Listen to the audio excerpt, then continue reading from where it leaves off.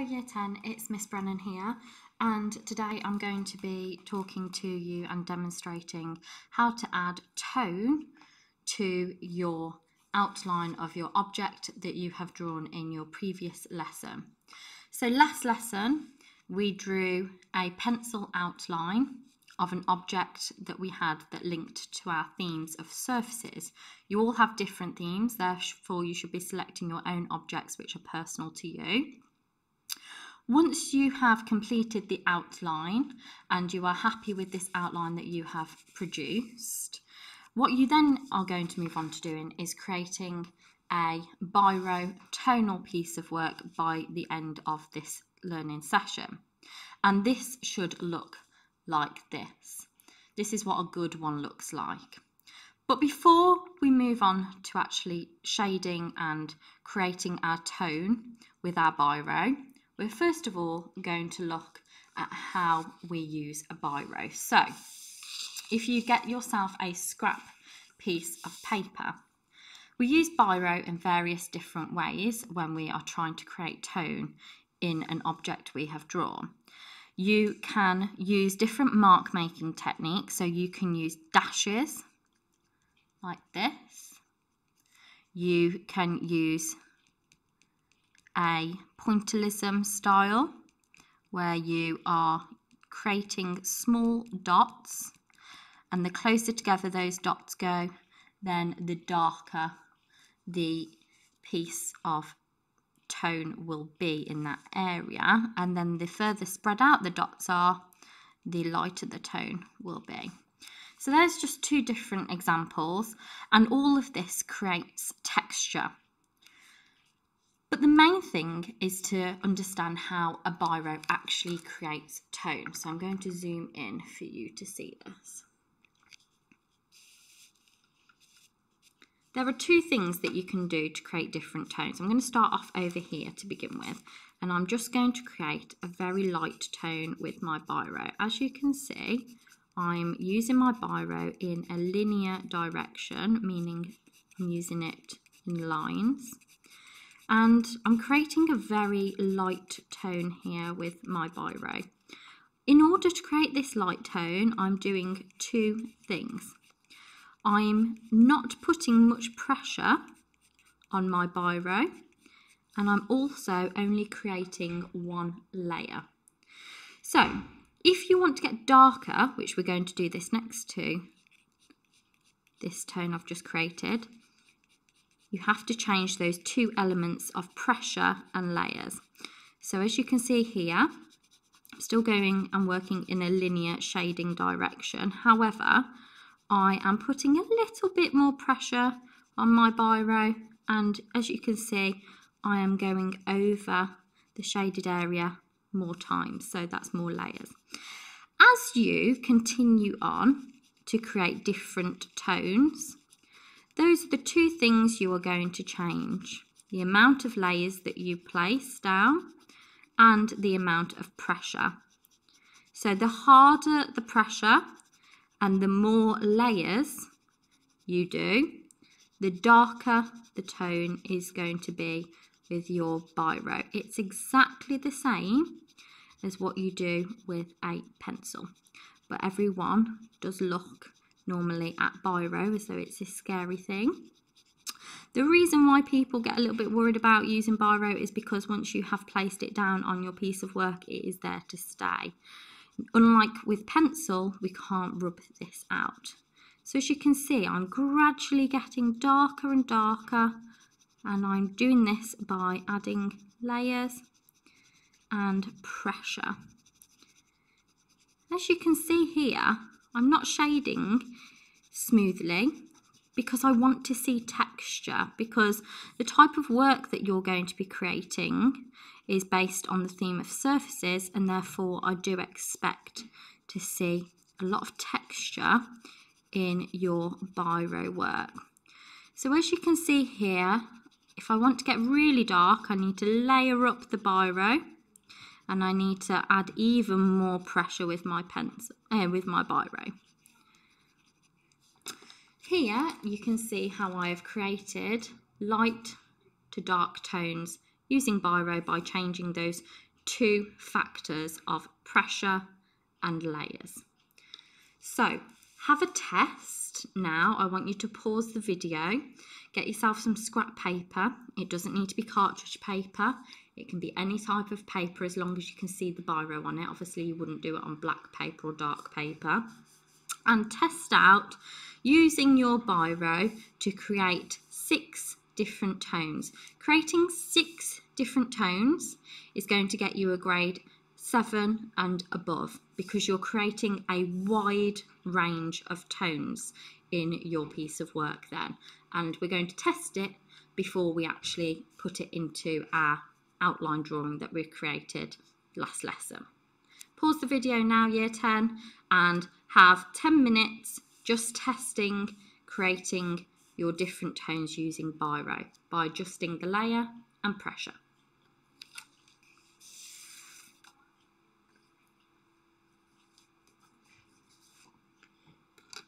Right, so you should have unpaused the video by now, and I'm going to zoom out so that you can see how I'm going to create and transfer this biro work that we've just done to the drawing. So I know that I'm capable of creating 6 different types of tones, light to dark. And you are now also capable of doing it because you would have tested it. The first thing that I want you to do is understand where the no-go zones are for your biro piece of work, because unlike pencil, we can't use a rubber to rub out where our highlights and very light shadows are. Highlights are areas of reflection like you can see here and here, where it's practically almost white. And we can rub that out when we use a pencil, but now that we're using a biro, we aren't able to do that. So what we need to do is identify the dark and light areas that are on our image that we're working from. So as you can see, the center of this perfume bottle is very light. So is down this area here. I've also got an area that is very light there, an area that's very light here. And you can see that in my biro piece of work, I've left those pieces. I've left them the colour of the paper. I just haven't added any biro there.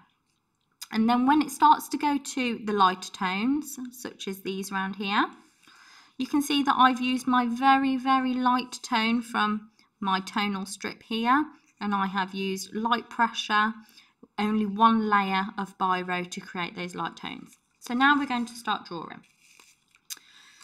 And we're going to start shading using the techniques that we have just learnt to create our tonal strip. So here it is very dark. So I know that in those areas I need to start shading using my biro. You'll see that I'm shading in the direction of the object. So I'm going to slightly change some of my directions. I'm going to introduce some cross-hatching here.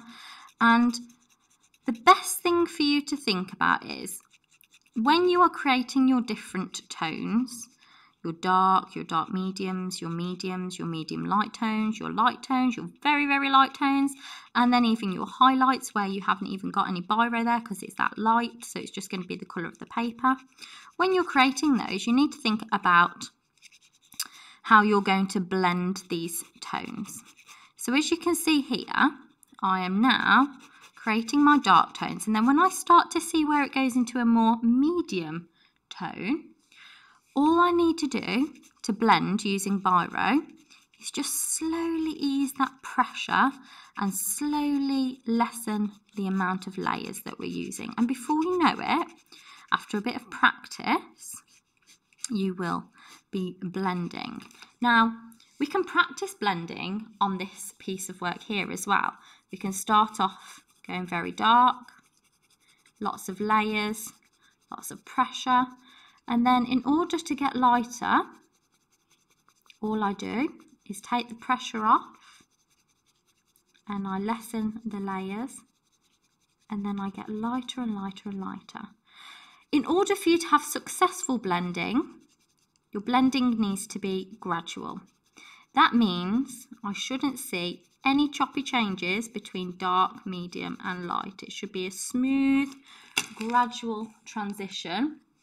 As you can see here, there's a smooth, gradual transition going from dark to medium, and then we'd go up to light.